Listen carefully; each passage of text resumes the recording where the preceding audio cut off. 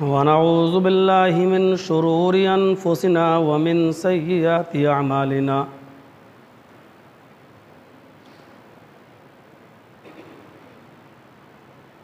من يهده الله فلا مضل له ومن يضلله فلا هادي له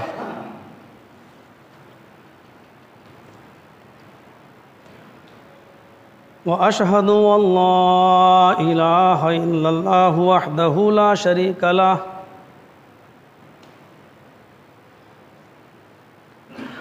وأشهد أن محمدًا عبده ورسوله أما بعد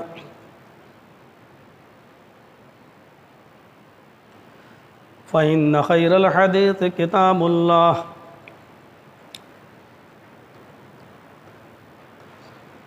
وخير الهدي هدي محمد صلى الله عليه وسلم وشر الأمور محدثاتها وكل محدثة بدعة وكل بدعة ضلالة وكل ضلالة في النار.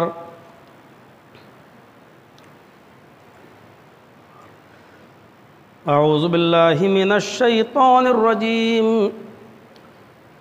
بسم الله الرحمن الرحيم.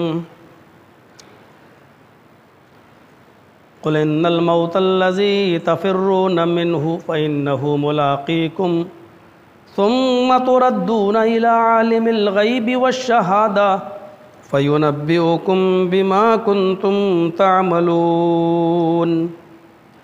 رب اشرح لي صدري ويسر لي أمري واحلل عقدة من لساني يفقهوا قولي.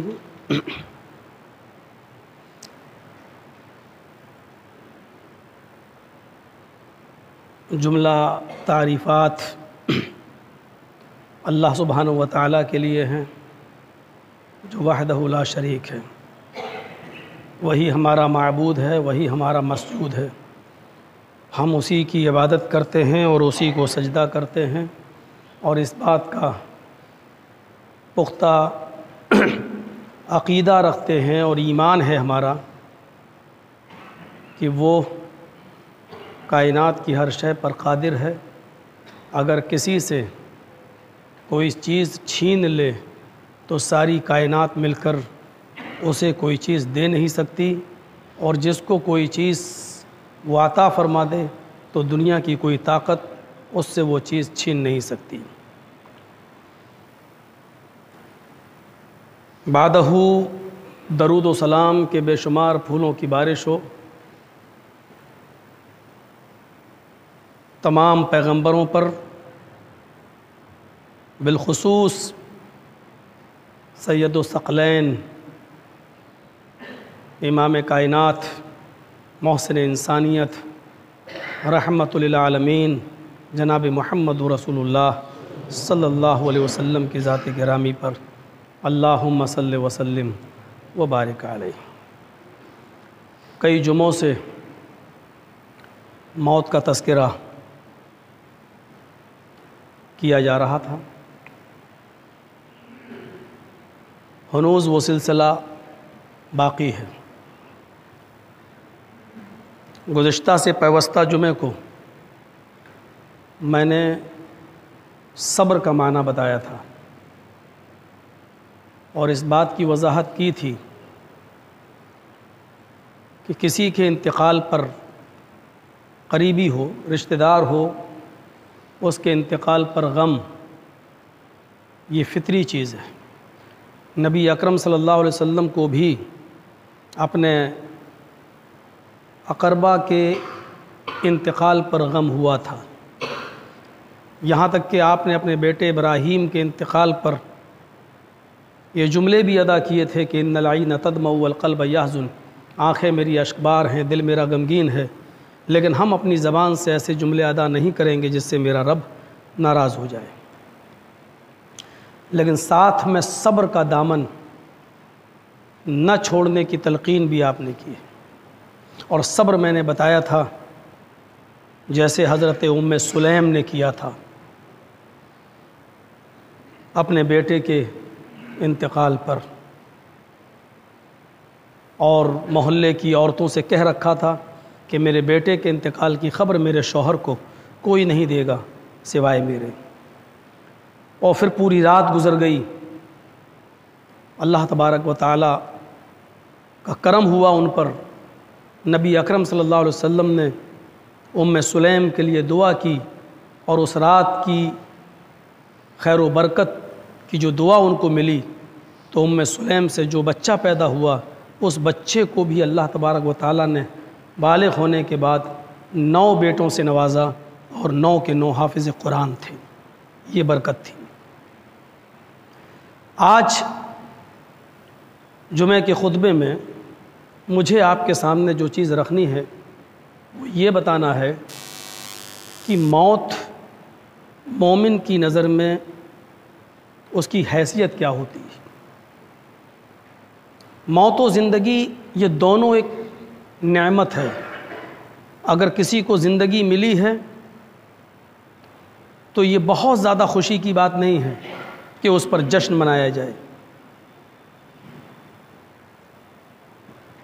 یہ ایک نظام ہے اللہ تبارک و تعالیٰ کا جو چل رہا ہے، زندگی و موت۔ زندگی عمل کے لیے دی ہے، اور اس عمل کا نتیجہ، اس عمل کا جو ایک لب لباب ہوتا ہے وہ موت کے بعد، جو کریم ملنی ہے چاہے وہ اچھی یا بری، وہ موت کے بعد۔ اسی لیے اللہ تبارک و تعالیٰ نے قرآن کریم کے اندر زندگی سے پہلے موت کا ذکر کیا ہے۔ الذی خلق الموت والحیات لیبلوکم ایکم احسن عملا، پہلے موت پھر زندگی، اور دونوں کو اللہ تعالیٰ نے اپنی مخلوق کہا ہے۔ الذی خلق الموت، اللہ وہ ہے جس نے موت کو پیدا کیا، والحیات، اور جس نے زندگی کو پیدا کیا، یعنی موت بھی اس نے پیدا کی اور زندگی کو بھی اس نے پیدا کیا۔ یہ دونوں اللہ کی مخلوق ہیں، لیکن کیوں پیدا کیا یہ بتایا۔ لیبلوکم ایکم احسن عملا، ہم نے موت اور زندگی کو اس لیے پیدا کیا تاکہ آزمایا جائے کہ تم میں اچھے عمل کے اعتبار سے کون بہتر ہے۔ اگر زندگی دے دی ہوتی اور موت نہیں ہوتی تو کون آج اس مسجد کے اندر نماز پڑھ رہا ہوتا؟ کون کسی غریب کو کھانا کھلا رہا ہوتا؟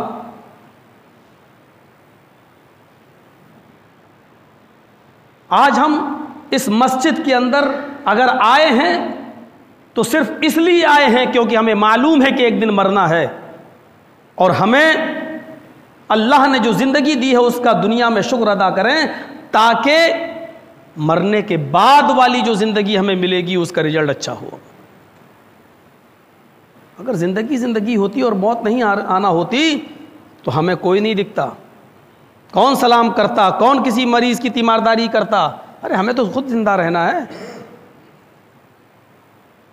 الذی خلق الموت والحیات لیبلوکم ایکم احسن عملا، اللہ وہ ہے جس نے موت و زندگی کو اس لیے پیدا کیا تاکہ وہ آزمائے کہ عمل کے اعتبار سے تم میں کون بہتر ہے، کون اچھا ہے۔ صرف آزمائش کے لیے، صرف امتحان کے لیے۔ موت و زندگی ایک امتحان ہے، کامیاب ہونے کے لیے ہمیں اس دنیا کے اندر بھیجا گیا، اپنی زندگی کو کامیاب بنایا جائے۔ لیکن موت جس سے ہم بچتے ہیں، اور مثالیں دی ہیں، ادھر ادھر بھاگتے ہیں، پوری کوشش کرتے ہیں، آخری سانس تک ہم ہاسپٹل کے چکر لگاتے ہیں، لیکن حقیقت یہ ہے کہ مومن کی نظروں میں موت کوئی حیثیت نہیں رکھتی۔ زندگی اگر اس کو ملتی ہے تو وہ اچھے اعمال میں گزارتا ہے، موت کو وہ اپنے قریب دیکھتا ہے تو اس کو ڈر محسوس نہیں ہوتا۔ میں نے مثال دی تھی اور بتایا تھا حضرت زینب کا واقعہ، حضرت عائشہ کا وہ سوال، ہم اتنی بیویاں آپ کے پاس ہیں، سب سے پہلے آپ سے کون ملاقات کرے گا؟ تو اللہ کے نبی نے کہا اطولکن یدن، تم میں سے جس کے ہاتھ سب سے زیادہ لمبے ہوں گے۔ حضرت عائشہ ایک لکڑی لائیں اور سب کے ہاتھ ناپنے لگیں۔ حضرت سودا کے ہاتھ سب سے زیادہ لمبے نظر آئے، مبارکباد دینے لگیں، اے سودا تو کتنی خوش نصیب ہے۔ دیکھو نبی اکرم نے کہا جس کے ہاتھ زیادہ لمبے ہوں گے وہ سب سے پہلے ملاقات ہوگی اس کی، یعنی وہ ہم سے سب سے پہلے ملے گا۔ سودا بھی خوش تھیں، لیکن جب انتقال ہوا نبی اکرم کے رخصت ہونے کے بعد نبی کی بیویوں میں سب سے پہلے جو نبی کے پاس گئیں اللہ کو پیاری ہوئیں وہ حضرت زینب تھیں۔ زینب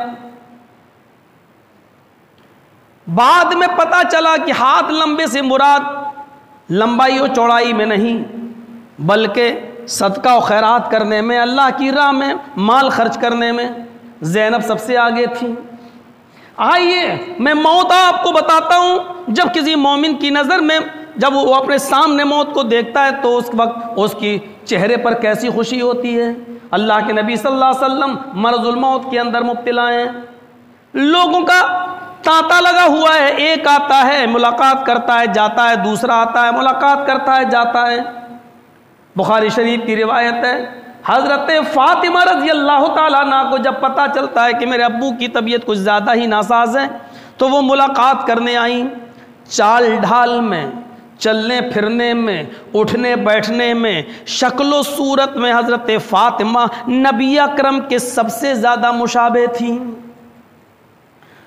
وہ نبی اکرم کے گھر میں آتی ہیں، اللہ کے نبی روزانہ اٹھ کر بوسہ دیا کرتے تھے، لیکن آج چارپائی سے بستر سے اٹھنے کی پوزیشن نہیں۔ خود حضرت فاطمہ بیٹھ جاتی ہیں۔ بخاری کے ایک دوسرے روایت کے اندر یہ لفظ بھی موجود ہے، نبی اکرم کی بے چینی اور پریشانی کو جب حضرت فاطمہ نے دیکھا تو ان کی زبان سے یہ جملے بھی نکلے، وا کربا ابتا، ہائے میرے ابو کی تکلیف۔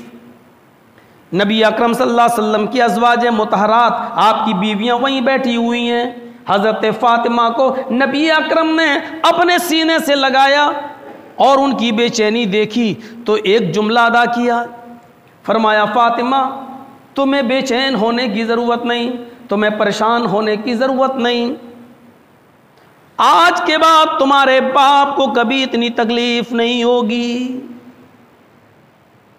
ان کو قریب کیا اور سرگوشی کی اور ان کے کان میں ایک جملہ ادا کیا، اے فاطمہ مجھے محسوس ہو رہا ہے کہ یہ میرا آخری وقت ہے۔ اے فاطمہ مجھے محسوس اس لیے ہو رہا ہے کیونکہ ہر سال جبرائیل مجھے ایک مرتبہ قرآن کا دور کراتے تھے، لیکن اس مرتبہ مجھے 2 مرتبہ قرآن کا دور کرایا۔ جبرائیل کا 2 مرتبہ قرآن کا دور کرانا یہ اس بات کی طرف اشارہ ہے کہ میرا اللہ رب العالمین سے ملنے کا وقت قریب ہے۔ لیکن فاطمہ تمہیں گھبرانے کی ضرورت نہیں، میں تمہارے لیے اچھا پیش رفت ہوں، آخرت ایک اچھا ٹھکانہ ہے۔ اپنے ابو کی جب آخری وقت کو قریب دیکھا حضرت فاطمہ نے تو وہ رونے لگی، ان کی آنکھوں میں آنسو آ گئے۔ اپنی بیٹی کی آنکھوں میں آنسو دیکھ کر نبی اکرم نے ان کو دوبارہ پکڑا اور ان کے کان میں ایک دوسری سرگوشی کی، فاطمہ کیا تم اس بات سے خوش نہیں ہو کہ اللہ تبارک و تعالیٰ نے تمہیں تمام مسلمان عورتوں کا سردار بنا دیا جنت کے اندر؟ بخاری میں ایک لفظ تو یہ ہے اور دوسرا لفظ یہ ہے، اے فاطمہ کیا تم اس بات سے خوش نہیں ہو کہ اللہ تعالیٰ نے تمہیں میری اس امت کی تمام عورتوں کا سردار بنا دیا جنت میں؟ حضرت فاطمہ نے جب یہ سنا تو ان کے چہرے پر مسکراہٹ آ گئی۔ پھر نبی اکرم نے ان کو اور قریب کیا، پھر ان کے کان میں ایک اور سرگوشی کی۔ ساری عورتیں نبی کی تمام بیویاں کہنے لگیں، اے فاطمہ اللہ کے نبی نے تمہارے کان میں کیا فرمایا؟ کہنے لگیں کیا تم نے نہیں دیکھا تمہاری موجودگی میں جو بات زور سے نہیں کہی اللہ کے رسول نے وہ میرے کان میں کہی ہے۔ اس کا مطلب یہ ہے کہ نبی وہ بات آپ سے چھپانا چاہتے تھے اور صرف مجھے بتانا چاہتے تھے، تو میں نبی اکرم کے اس راز کو کیسے فاش کر دوں؟ آج جو فرقے اٹھے ہیں نا، شیعہ وغیرہ، یہ تمام اسی سرگوشی کی وجہ سے، ان کا ماننا یہ ہے کہ فاطمہ سے جو کان میں کہا تھا، جس کو حضرت فاطمہ نے چھپا، وہ یہی وصیت تھی کہ علی کا خیال رکھنا اور علی کو خلیفہ بنانے میں میرے بات، یہ لمبی بحث ہو جائے گی، وقت نہیں ہے، جو میں مختصر ہوتا ہے خطبہ، ہم اس طرف نہیں جانا چاہتے۔ میں کیسے اس راز کو فاش کر دوں جو چھپا کے کہا اللہ کے رسول؟ لیکن جب نبی اکرم اس دنیا سے چلے گئے، رخصت ہو گئے، تو حضرت عائشہ نے پھر قسم دی، اے فاطمہ میں تمہیں اس حق کا واسطہ دیتی ہوں جو میرا آپ پر ہے، تم پر ہے۔ اے فاطمہ تمہیں بتانا ہوگا کہ نبی اکرم صلی اللہ علیہ وسلم نے وہ کیا وصیت کی تھی، کان میں کیا کہا تھا۔ حضرت فاطمہ کہتی ہیں ہاں امی عائشہ اب میں بتاؤں گی، اس لیے کہ اب نبی اکرم اس دنیا میں نہیں ہیں، ان کے رخصت ہو جانے کے بعد میں بتاؤں گی۔ اور مسکرا کر کہتی ہیں کہ اللہ کے نبی صلی اللہ علیہ وسلم نے، میرے ابو نے میرے کان میں جو جملے کہے وہ جملے یہ تھے کہ اے فاطمہ تمہیں دکھ کرنے کی، پریشان ہونے کی ضرورت نہیں، میرے اہل بیت میں، میرے خاندان میں، میرے کنبے میں، میرے قبیلے میں، میرے برادری میں، میری رشتہ داریوں میں سب سے پہلے تم مجھ سے ملو گی۔ جب اللہ کے نبی نے میرے کانوں میں یہ جملے کہے، اے امی عائشہ آپ نے دیکھا ہوگا کہ اس جملوں کے بعد میرے چہرے پر مسکراہٹ آ گئی، مسکرائی تھی اس وقت۔ غور کیجئے، کسی کو موت کی اطلاع دی جا رہی ہے کہ تم سب سے پہلے مجھ سے ملو گی، اور اس کے چہرے پر مسکراہٹ آ رہی ہے، غم نہیں ہو رہا ہے۔ موت مومن کی نظر میں کیا حیثیت رکھتی ہے؟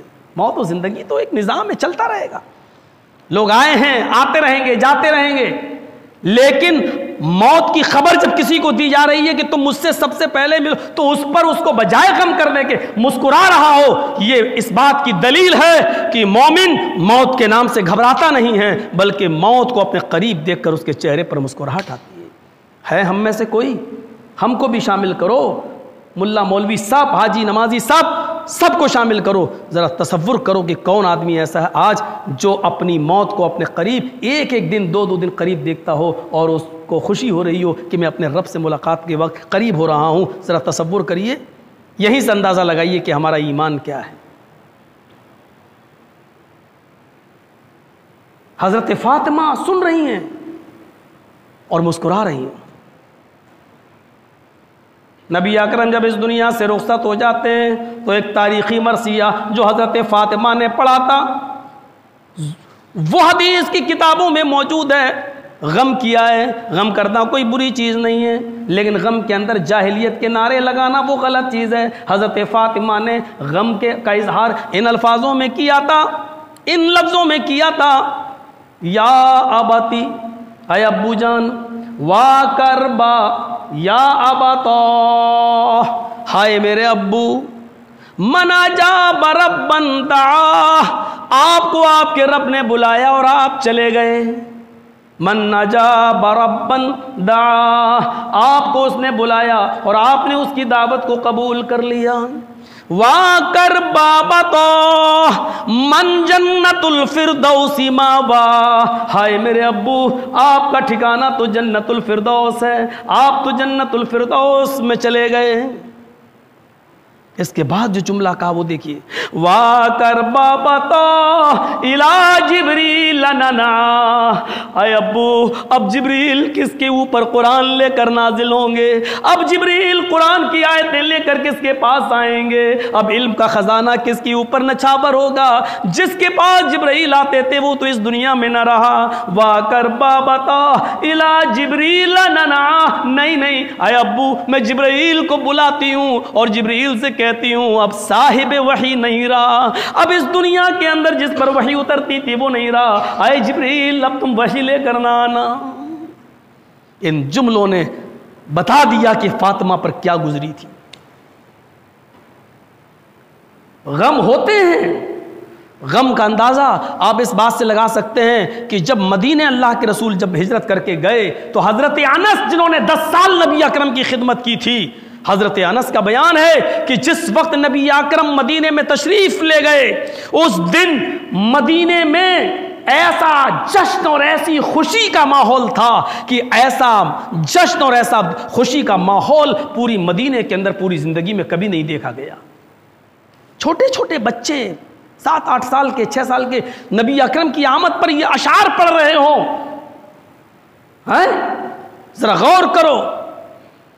طلع البدر علینا من ثنیات الوداع وجب الشکر علینا ما دعا للہ داعی۔ آج تو فاران کی چوٹیوں سے سورج چمکا ہے، آج مدینے کی پہاڑیوں کے درمیان 14ویں رات کا چاند چمکا ہے۔ طلع البدر علینا من ثنیات الوداع، محمد رسول اللہ کے مدینے آنے کے بعد وجب الشکر علینا ما دعا للہ داعی، ہم اللہ کا جتنا بھی شکر ادا کریں وہ کم ہے۔ ذرا غور کرو، یہ اشعار 5-5 6-6 سال کے بچے محمد رسول اللہ کی آمد پر پڑھ رہے ہیں، لیکن وہی انس کہتے ہیں کہ جس دن محمد رسول اللہ مدینے کے اندر حضرت عائشہ کی گود میں جب آپ کی روح قبض عنصری سے پرواز ہوتی ہے اور آپ اس دنیا سے رخصت ہوتے ہیں، تو اس دن جس دن نبی کا انتقال ہوتا ہے پورے مدینے کے اندر میں نے اس سے زیادہ تاریک اور اس سے زیادہ اندھیرا میں نے نہیں دیکھا، اس سے زیادہ تاریک دن میں نے نہیں دیکھا۔ یعنی آئے تو خوشی حد سے زیادہ، اور جب رخصت ہوئے تو پورے مدینے میں غم کا ماحول، لیکن کسی ایک نے بھی جاہلیت کے نعرے نہیں لگائے۔ یہ وہی فاطمہ ہیں جو اپنی موت کی خبر، اپنی موت کو قریب دیکھتی ہیں تو مسکراتی ہیں، لیکن یہی فاطمہ بیان کر رہی ہیں کہ اللہ کے رسول کے انتقال کے بعد میرے اوپر غموں کے ایسے پہاڑ ٹوٹے، ایسے پہاڑ ٹوٹے کہ اگر وہ غموں کے پہاڑ کسی پہاڑ کے اوپر، وہ غموں کا ازدحام کسی پہاڑ پر ڈال دیا جائے، جو غم مجھے پہنچے ہیں اگر پہاڑ پہ ڈالا جائے تو پہاڑ بھی ریزہ ریزہ ہو جائے، اور اگر کسی دن کے اوپر وہ غم ڈال دیے جائیں تو وہ دن بھی رات کی تاریکی میں بدل جائے۔ اندازہ لگائیے، اس سے غم کا اندازہ ہوتا ہے۔ لیکن اپنی موت کو قریب دیکھتی ہیں اور نبی اکرم بشارت دے رہے ہیں تو اس بات کی تو ان کے چہرے پہ مسکراہٹ آ رہی ہے۔ یہ مومن کی علامت ہے، یہ مومن کی علامت ہے۔ آؤ میں تمہیں ایک ایسی عورت کا واقعہ سناؤں، اسلامی تاریخ میں عورتوں نے بھی بہت بڑے بڑے رول ادا کیے ہیں۔ ایک نام آتا ہے حضرت خنسا کا۔ خنسا کے 2 زمانے گزرے ہیں، ایک زمانہ گزرا ہے وہ نبوت وہ اسلام لانے سے پہلے، اور ایک زمانہ گزرا اسلام لانے کے بعد۔ غور سے سنو، سن 8 ہجری کے اندر خنسا مشرف با اسلام ہوتی ہیں، ایک قافلے کے ساتھ مدینہ تشریف لاتی ہیں، اور پھر مدینہ میں محمد رسول اللہ کا نام سنتی ہیں اور پھر وہ اسلام لے آتی ہیں۔ میرے پیارے ساتھیوں ذرا غور سے سننا، حضرت خنسا اسلام لانے سے پہلے ان کی پوزیشن کیا تھی اور اسلام لانے کے بعد ان کا کردار کیا تھا۔ اسلام 8 ہجری میں لائیں، 8 ہجری سے پہلے ان کا رول یہ تھا کہ وہ بہت بڑی شاعرہ تھیں، عرب کی مشہور شاعرہ تھیں، لیکن آپ تعجب کریں گے وہ کسی کی شادی پر صحرا بھی بہت اچھا لکھتی تھی، لیکن کسی کے انتقال پر وہ مرثیہ بھی بہت اچھا لکھتی تھیں۔ مکے میں جو ایک بازار لگتا تھا جس کو سوق اوکاس کہا جاتا تھا، سال میں ایک بار بازار لگتا تھا اور بڑے بڑے عرب کے پورے عرب سے لوگ وہاں پر اپنا مال تجارت کے لیے لایا کرتے تھے، اس میں خنسا بھی آیا کرتی تھی، اور خنسا جب اس بازار میں ٹھہرتی تھی تو ان کے دروازے پر ان کے خیمے پر لکھا ہوتا تھا ارسل عرب، عرب کی سب سے مشہور شاعرہ۔ یہ قبائلی عداوت اور جاہلی دور میں ایک دوسرے کی دشمنی ایسی تھی کہ خنسا کے 2 بھائی تھے، ایک بھائی کا نام تھا معاویہ اور دوسرے بھائی کا نام تھا صخر۔ قومی عداوت نے اور قبائلی دشمنی نے معاویہ کو قتل کروا دیا، لوگوں نے حضرت خنسا کے بھائی معاویہ کو قتل کر دیا۔ معاویہ کے قتل پر اپنے ایک بھائی کا غم یہ خنسا بھول نہیں پائی، نکلتی تھی، اڑتی تھی، چلتی تھی، پھرتی تھی، اپنے بھائی معاویہ کو یاد کرتی تھی اور اشعار پڑھتی تھی۔ قومی عصبیت جوش میں آئی ہے، چھوٹے بھائی صخر نے اپنے بھائی معاویہ کا بدلہ لینے کے لیے دشمنی قبائلوں سے لڑنا شروع کر دیا، لیکن وہ لوگ ایک تھے، انہوں نے خنسا کے دوسرے بھائی صخر کو بھی قتل کر دیا۔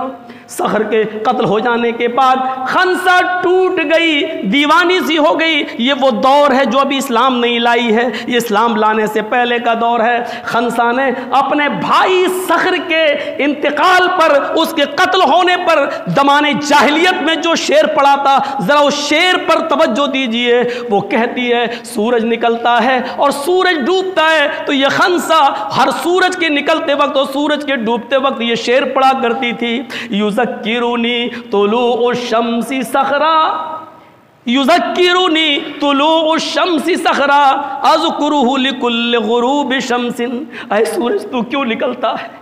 یہ خنسا کا وہ شعر ہے جو اپنے بھائی صخر کے انتقال پر، اس کی موت پر خنسا نے پڑھا تھا۔ اس سے اس کے غم اور اس کی بے چینی کا اندازہ لگایا جا سکتا ہے۔ اے سورج تو کیوں نکلتا ہے؟ یذکرونی طلوع الشمس صخرا، اے سورج جب بھی طلوع ہوتا ہے، جب بھی تو نکلتا ہے تو مجھے میرے بھائی صخر کی یاد تازہ کر دیتا ہے، مجھے صخر کی یاد دلا دیتا ہے۔ جب یہی سورج پشچم میں ڈوبتا ہے، غروب ہوتا ہے اور رات اپنے اندھیرے میں لپیٹ لیتی ہے خنسا کو، تو یہی خنسا کہتی ہے اے رات تو کیوں آتی ہے؟ اذکرہ لکل غروب شمس، ہر دن سورج کا ڈوبنا اور رات کا اندھیرا مجھے صخر کی یاد دلاتا ہے۔ یعنی دن ہو یا رات میں صخر کو نہیں بھول پاتی ہوں، مجھے صخر یاد رہتا ہے۔ اے دن تو نہ نکلا کر، اے رات تو نہ آیا کر، تاکہ مجھے میرے بھائی صخر کی یاد نہ آئے۔ یہ روزانہ یہ اشعار پڑھتی تھی۔ اس سے اندازہ لگا سکتے ہیں یہ اسلام لانے سے پہلے کا واقعہ ہے، جو اپنے بھائیوں کا غم نہیں بھول پا رہی ہے۔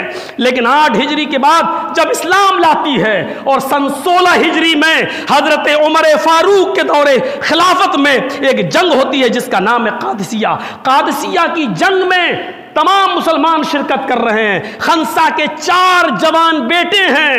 خنسا بڑھاپے کی دہلیز پر پہنچ چکی ہے۔ خنسا اپنے 4 بیٹوں سے کہتی ہے اے میرے بیٹو، تمہیں اس میدان جنگ میں جانا ہے، عمر کا ساتھ دینا ہے، اسلام کے جھنڈے کو لہرانا ہے، لیکن یاد رکھنا جنگ میں جانے سے پہلے میری ایک نصیحت سن لو۔ جس طرح تمہاری ماں ایک ہے، اسی طریقے سے تم 4 کا باپ ایک ہے۔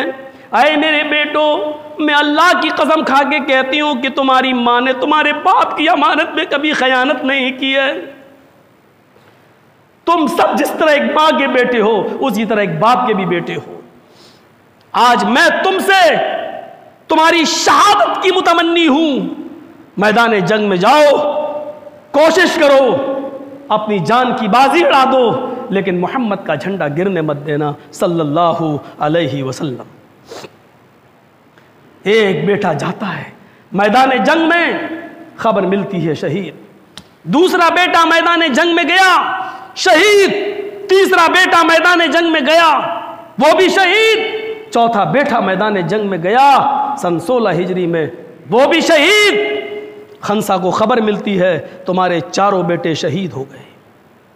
وہی خنسا جو معاویہ کا غم نہیں بھول پائی اسلام سے پہلے، وہی خنسا جو اسلام سے پہلے اپنے بھائی صخر کی یاد اپنے دل سے نہیں نکال پائی، لیکن آج سن 16 ہجری میں جب دوسرا دور شروع ہوا اسلام لانے کے بعد، اپنے 4 بیٹوں کی شہادت کی خبر سنتی ہے تو چہرے پہ مسکراہٹ آتی ہے، نظر آسمان پہ ڈالتی اور کہتی ہے الحمدللہ الذی شرفنی بقتلہم وارجو ان یجمعنی بہم فی مستقر الرحمہ۔ یہ ہیں وہ الفاظ عربی کے جو حدیث کی کتابوں میں موجود ہیں۔ میرے بھائیوں، یہ وہی خنسا ہے جو اپنے بیٹوں کی شہادت پہ کہتی ہے اللہ میں تیری تعریف کس زبان سے ادا کروں؟ الحمدللہ الذی، ساری تعریفیں اس اللہ کے لیے ہیں، شرفنی بقتلہم، جس نے میرے بیٹوں کے قتل اور شہادت سے مجھے مشرف کیا ہے، مجھے عزت بخشی ہے۔ میرے بیٹوں کی شہادت پر مجھے امید ہے وَأَرْجُو أَن يَجْمَعْنِي بِهِمْ فی مستقر الرحمہ، انشاءاللہ مستقر الرحمہ میں جنت کے اندر میرے بیٹوں کی شہادت میں میرے ساتھ اللہ تبارک و تعالیٰ میرے بیٹوں کو بھی جمع کرے گا، میں اپنے بیٹوں کے ساتھ جنت کے اندر ضرور جمع کی جاؤں گی، میرے بیٹوں کے ساتھ مجھے بھی اٹھایا جائے گا۔ یہ وہی خنسا ہے میرے بھائیوں جو اپنے بھائیوں کا غم نہیں بھول پا رہی ہے، لیکن آج اپنے چاروں بیٹوں کی شہادت پر مسکرا رہی ہے۔ موت مومن کی نظر میں مسکراہٹ کا نتیجہ ہوتی ہے۔ ہم اپنے ایمان کا جائزہ لیں، ہم اپنے آپ کو دیکھیں اور پرکھیں کہ ہم کتنے % مسلمان ہیں۔ موت ہمارے قریب آتی ہے تو ہمیں کتنی خوشی ہو رہی ہے۔ موت خودکشی کرنا حرام ہے، موت کی دعا مانگنا بھی حرام ہے، اللہ ہمیں جلدی موت دے دے، نہیں، آپ یہ دعا نہیں کر سکتے۔ آپ کو بہت زیادہ پریشانی ہے، یقیناً آپ اپنی زندگی سے بے چین ہو چکے ہیں، آپ چاہتے ہیں کہ اب موت آ جائے، تو آپ اس صورت میں بس اتنی دعا کر سکتے ہیں، اے اللہ مجھے اس وقت تک زندہ رکھ جب تک زندگی میرے لیے بہتر ہو، اور اے اللہ مجھے اس وقت موت دے دے جب میرے لیے مرنا بہتر ہو۔ اس وقت بھی آپ یہ نہیں کہہ سکتے اللہ مجھے کل موت دے دے، آج موت دے دے، یہ دعا نہیں کر سکتے۔ اے اللہ مجھے اس وقت تو موت دے جب میرے لیے موت بہتر ہو، یہ دعا کر سکتے ہیں آپ۔ لیکن موت قریب دیکھ کر آدمی مسکرایا، اس کو خوشی ہو کیونکہ اس کو اس کے رب سے ملاقات کا وقت ہے، یہ سوچ کر میرے بھائیوں موت کو کامیاب بنائیے۔ ہم سب دنیا میں آئے ہیں اور کڑوی حقیقت اس کو چاہے آپ دشمنی میں قبول کر لیں یا دوستی میں، آپ کو قبول کرنا ہی پڑے گا کہ مولانا جرجیز کی یہ بات غلط نہیں ہے، آئے ہیں تو جانا ہے، آئے ہیں تو جانا ہے۔ اور آج کل موتیں آپ دیکھ ہی رہے ہیں، 60 70 80 90 سال، 90 کون جی رہا ہے؟